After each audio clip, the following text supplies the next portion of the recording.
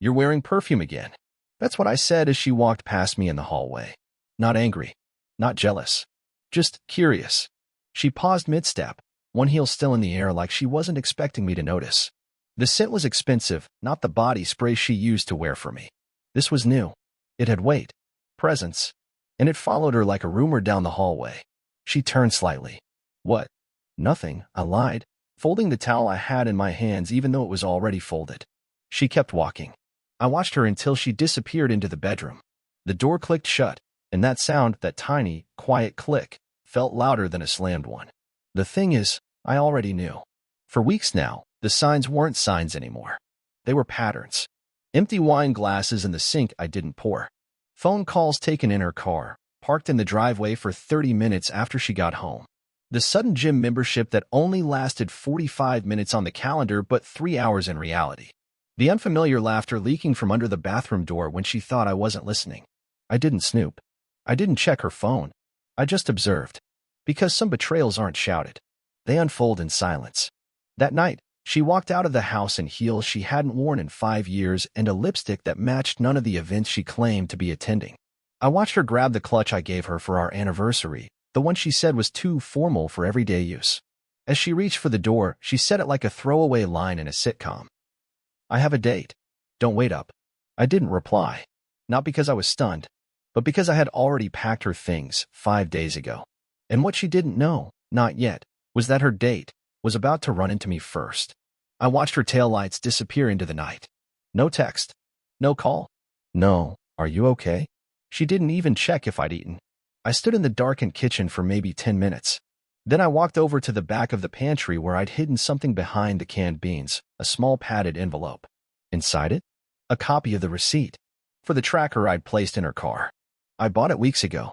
She never saw me install it under the back bumper. I wasn't planning revenge. I wasn't planning anything, really. At first, I just wanted truth, not theory, not suspicion. Truth that couldn't be gaslit out of me.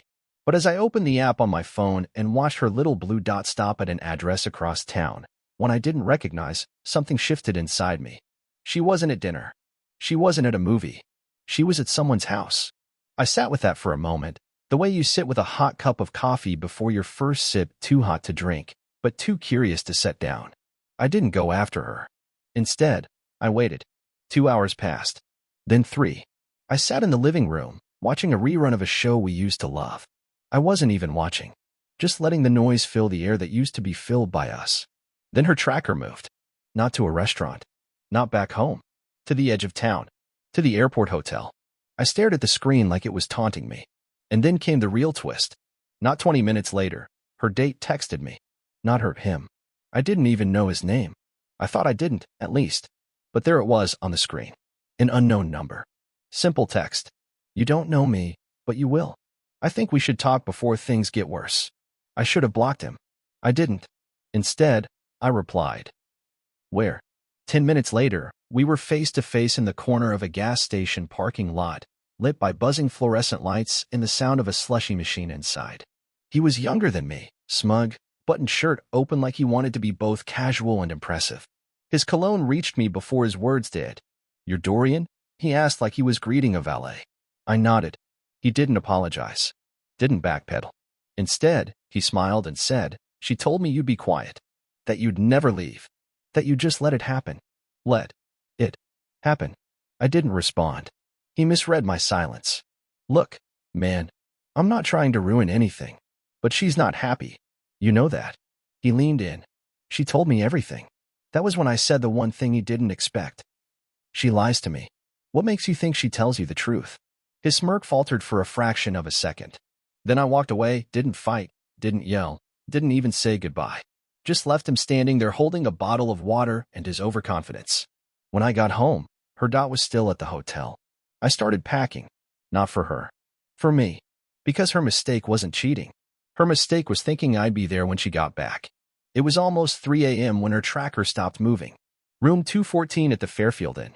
I didn't even need to guess. She'd always loved numbers with symmetry. I didn't sleep. I didn't rage. I just sat at the dining table, staring at the spot across from me. That chair, her chair, had a faint scuff mark on the leg. She used to drag it slightly sideways when she sat down, never noticing the damage. I'd always fix it afterward, quietly, like patching holes in drywall after a storm. I stopped fixing things that night.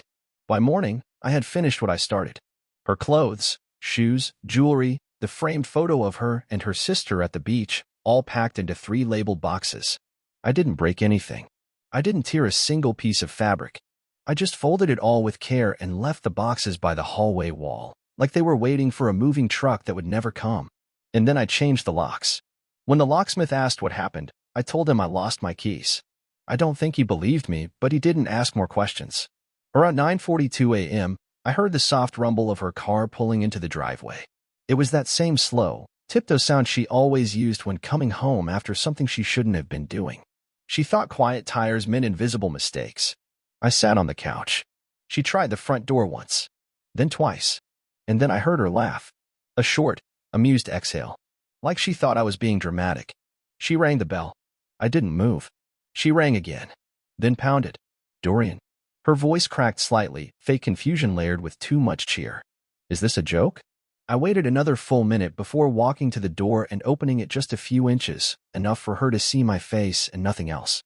Her makeup was smudged. Her hair still smelled like hotel shampoo. Why did you change the locks? She asked. I didn't answer. I just looked down at her hand. She was still wearing her wedding ring. How was the date? I asked. Silence. Then a shrug. It wasn't serious. I tilted my head. So you lied to both of us? She blinked. What do you mean, both? I opened the door a little wider. Behind me, on the dining table, sat a small envelope. The one she hadn't seen yet. The one I'd left in plain view on purpose. Inside was a printed transcript of our text exchange, not mine and hers. Mine and his. Her face turned pale. You talked to him? I nodded. He told me everything you didn't. She stepped back slightly. I could tell she wasn't ready for this. She had expected a fight, or tears, or begging. She didn't expect indifference. You're being cruel, she said. I looked at her. Really looked. No, I'm being done. And then, for the first time since our wedding night, I closed a door on her face. Only this time, it wasn't followed by an apology. It was followed by a click. And this time, it was her key that didn't fit. It took her 2 days to stop pretending it wasn't real. For 48 hours, she tried every possible angle. First came the texts, dozens of them. Some desperate, some sarcastic.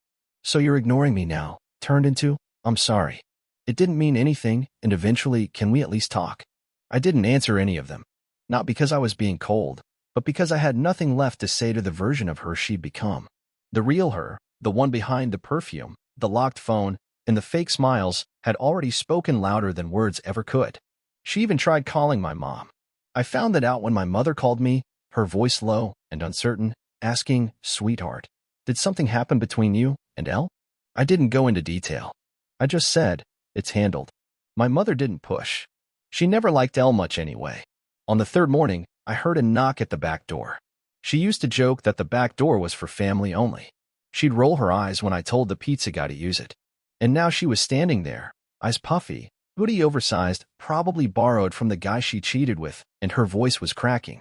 Please, she whispered. I didn't say anything. Just leaned against the doorway, waiting to see what version of herself she'd present today. You were right, she began. I was lying. I don't even know why I did it. I was lonely. You were always distracted. I thought maybe I needed to feel wanted again. She paused, as if hoping I'd interrupt. I didn't. I ended it, she said. With him. The same night I told you. I thought, if I came clean, maybe we could rebuild something. That word, rebuild, hung in the air like cigarette smoke. Stale, unwanted, and impossible to ignore. I sighed, and for a second, I thought about saying something comforting. Then I remembered the envelope on my dining table. The screenshots. The timeline. The fact that she hadn't ended it. She'd booked the hotel 2 days in advance. The reservation was under her maiden name. She never even tried to hide it from him. And then she made a mistake. She reached for my arm and whispered, Jared, I mean it. I love you. Jared. My name is Dorian. The silence after that was brutal. Her hand froze midair. Her eyes widened. Her breath caught like she'd swallowed broken glass. I didn't even blink. Wrong house, I said, and I closed the back door. This time, I didn't lock it. I knew she wouldn't be back. And if she was, it wouldn't be to fix things. It would be to say goodbye. Because everything she broke this time had a name. and she didn't even remember it. I didn't hear from her for 5 more days. No calls. No knocks. No long apology emails. Just silence. The kind of silence that should have brought peace, but instead felt like standing in an abandoned theater after the curtains fallen, surrounded by the scent of smoke and something unfinished. I spent that week cleaning everything. I don't mean dusting and wiping counters. I mean gutting the house, our house, down to the emotional bones. Her favorite mugs? Gone. The framed quote above the stairs that read, "In this house, we do love?" Trashed. I even took down the painting we bought on our 3rd anniversary, the one we argued about for an hour at that pretentious art fair. She loved it because it was chaotic. I hated it because it reminded me of her. By Friday, I had removed every trace of her presence, except one. A small black notebook. Leather cover. Torn binding. She kept it in the top drawer of her vanity, hidden under old receipts and expired eyeliner. She never wrote in it often. I only knew it existed because, one night 5 years ago, she left it open by accident. And what I saw that night had haunted me ever since. She had written letters to people she never planned to send. Letters to her mother. Her sister. And yes, letters to me. Some were loving. Some were cruel. But one, buried deep in the middle, chilled me more than anything I had read in my life. I love Dorian, but if I ever leave him, I won't tell him the truth. I'll smile, lie, and disappear clean. I don't think he could handle it otherwise. She knew me too well. But what she didn't know was that I made a copy of that page. And I'd been saving it for the right moment. That moment arrived the following Sunday. I had received an invitation in the mail. From her. A handwritten card, soft pink, perfumed, like some romantic movie scene that forgot it was set after the explosion. She wanted to meet. Neutral ground. A park bench we used to sit at near the lake. Said she just wanted to talk. I didn't respond. I just showed up. She was already there, sitting awkwardly in that navy blue coat I once said made her look like an admiral. The breeze played with her hair, but her eyes didn't meet mine until I sat down. "You look tired," she said softly. I didn't return the compliment. She reached into her purse and pulled out an envelope. Thick. Fancy paper. My name written in cursive. "I wrote everything down," she said.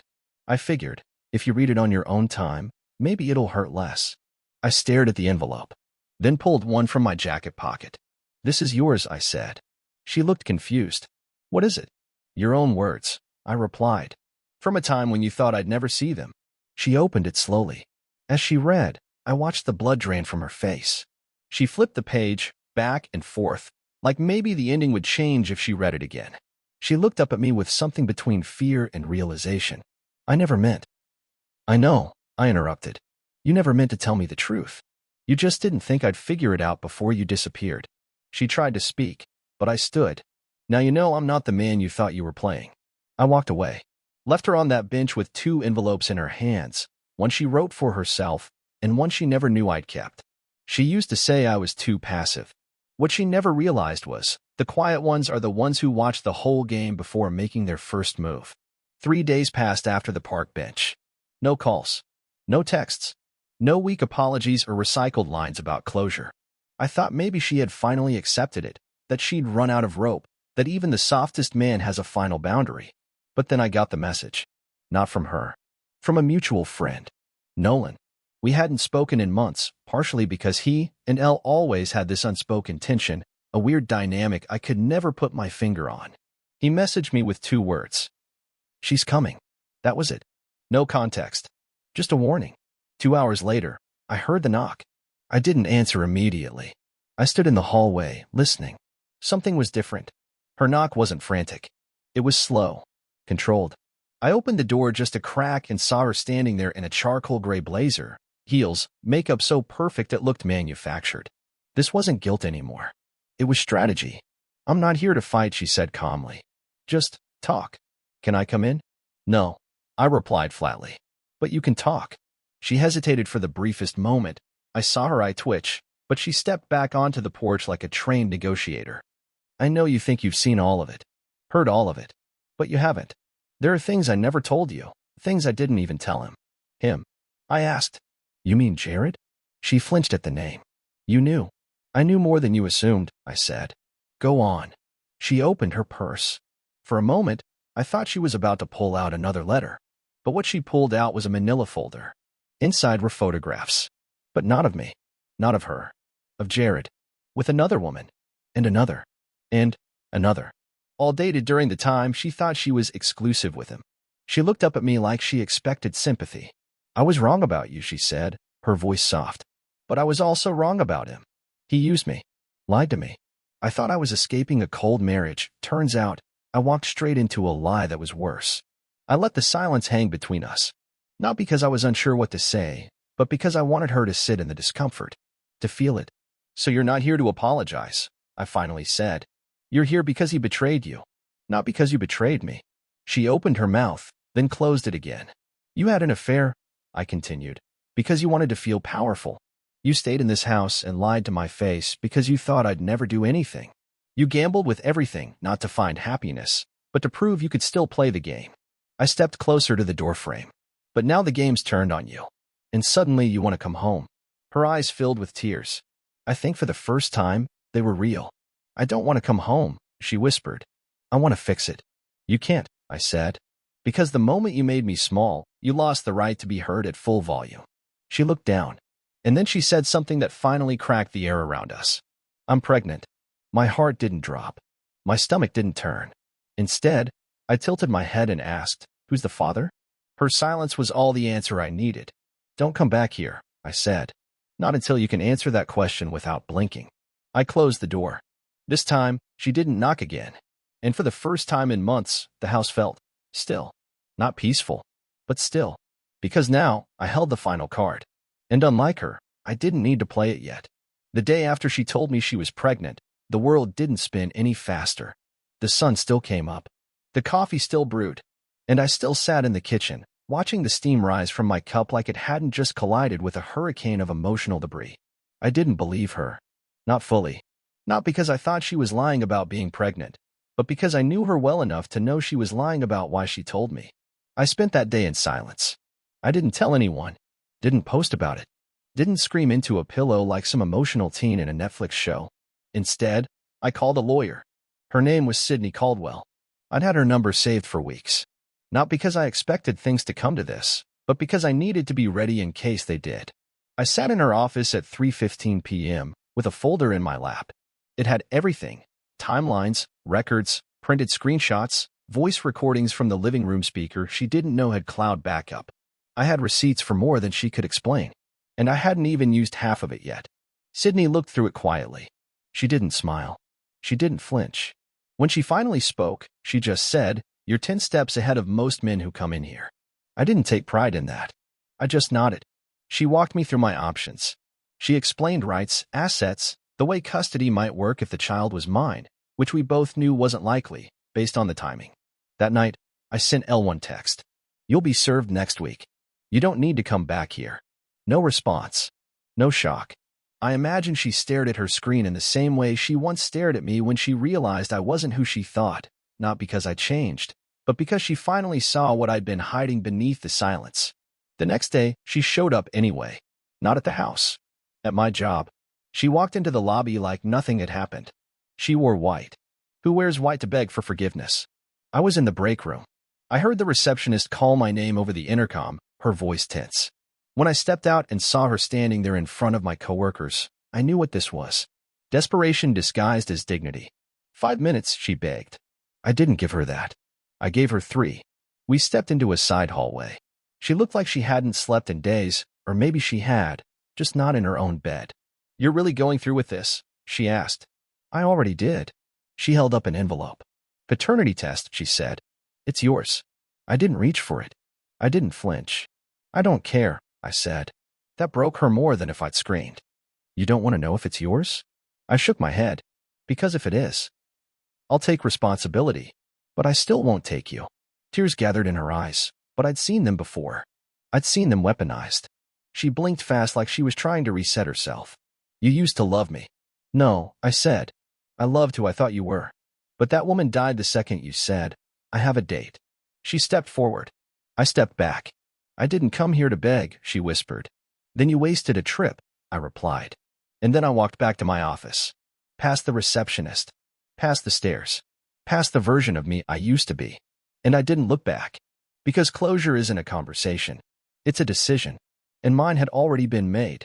3 months passed. No drama. No confrontation. Just silence.